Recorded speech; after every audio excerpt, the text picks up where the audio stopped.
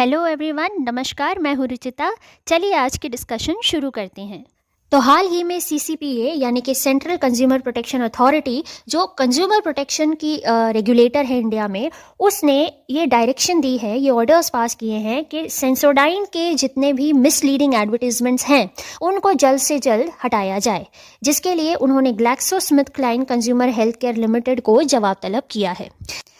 इसके अलावा नापतोल पर भी सिमिलर टाइप के ऑर्डर्स जारी किए गए हैं। उनके जितनी भी ये मिसलीडिंग एडवर्टीजमेंट्स हैं और जो अनफेयर ट्रेड प्रैक्टिसेस चल रही हैं उनको जल्द से जल्द बंद किया जाए, और नापतोल पर 10 लाख रुपीस की पेनल्टी भी लगा दी गई है। चलिए जानते हैं ऐसे कौन से नॉर्म्स हैं जिनको ये कंपनीज अपने एडवर्टीजमेंट्स में तोड़ रही हैं। जहाँ तक सेंसोडाइन की बात है तो इनको विद इन 7 डेज ऐसे एडवर्टीजमेंट्स को डिसकंटिन्यू करने के लिए कहा जा रहा है, क्योंकि ये लोग क्या करते हैं, देखिए इंडिया में जो इनकी एड्स आती है आपने देखा होगा, उसमें फॉरेन डेंटिस्ट्स होते हैं, राइट। उसमें नीचे उनके नाम के साथ लिखा हुआ आता है किस कंट्री से बिलोंग करते हैं। मोस्टली अमेरिका के डेंटिस्ट होते हैं या यूके के होते हैं, राइट। तो बाहर के डेंटिस्ट से ये लोग अपने प्रोडक्ट्स को एंडोर्स करवा रहे हैं इंडियन ऑडियंस को दिखाने के लिए। अब देखिए उनको ऐसे डेंटिस्ट की ज़रूरत क्यों पड़ती है जो इंडिया में नहीं प्रैक्टिस कर रहे, क्योंकि हमारे यहाँ ऐसे रेगुलेशंस हैं जिनके तहत इंडिया के जो डेंटिस्ट हैं या कोई भी डॉक्टर है वह ऐसे किसी भी प्रोडक्ट को या ड्रग को यानी किसी मेडिसिन को पब्लिकली एंडोर्स नहीं कर सकते, ठीक है। इसलिए ये कंपनी क्या करती है, इस रूल को बाईपास करने के लिए फॉरेन के डेंटिस्ट से अपना प्रोडक्ट एंडोर्स करवाती है। लेकिन फिर भी अब इसको गलत ही माना जाएगा, क्योंकि अगर ऐसी रेगुलेशंस हैं तो चाहे आप यहाँ के डॉक्टर लाइए या कहीं और के ही लाइए तो फिर भी उसको गलत ही माना जाएगा। इसीलिए इंडिया के किसी लॉ को सरकमवेंट करके यानी घुमा फिरा कर आप वही चीज़ यहाँ पे नहीं कर सकती हैं। इसलिए ऐसे एडवर्टीजमेंट्स को मिसलीडिंग एडवर्टीजमेंट करार दिया गया है under section 228 of consumer protection act 2019। Okay, section 228 के अंडर इसको मिसलीडिंग करार दे दिया गया है। इसके अलावा इनके एड्स में हम काफ़ी सारे दावे भी देखते हैं, जैसे recommended by dentist world wide, है ना, वर्ल्ड का नंबर 1 सेंसिटिविटी टूथपेस्ट, या क्लिनिकली प्रूवन रिलीफ, या 60 सेकंड में ही काम करना शुरू कर देता है। तो ये सारे जो बड़े बड़े दावे हैं इनकी सच्चाई कितनी है, इसके लिए भी 15 डेज के अंडर जो भी डायरेक्टर जनरल नियुक्त किए गए हैं इन्वेस्टिगेशन के लिए, उनको सीसीपीए को रिपोर्ट सबमिट करनी है कि ये जो भी दावे हैं ये कितने हद तक सही हैं। अब सेंसोडाइन के अलावा नापतोल भी इसके घेरे में आ गया है, क्योंकि इनके भी ऐसे काफ़ी ज़्यादा मिसलीडिंग एडवर्टीजमेंट्स हैं। जैसे ये लोग सेट ऑफ 2 गोल्ड ज्वेलरी बेचते हैं कम प्राइसेस में। अब वो कितने हद तक गोल्ड है ये तो हम समझ ही सकते हैं, राइट।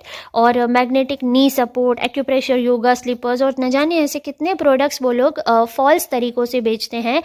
डेमो के नाम पर बस लोगों को मिसलीड करते हैं और अपने प्रोडक्ट्स को बेचते हैं।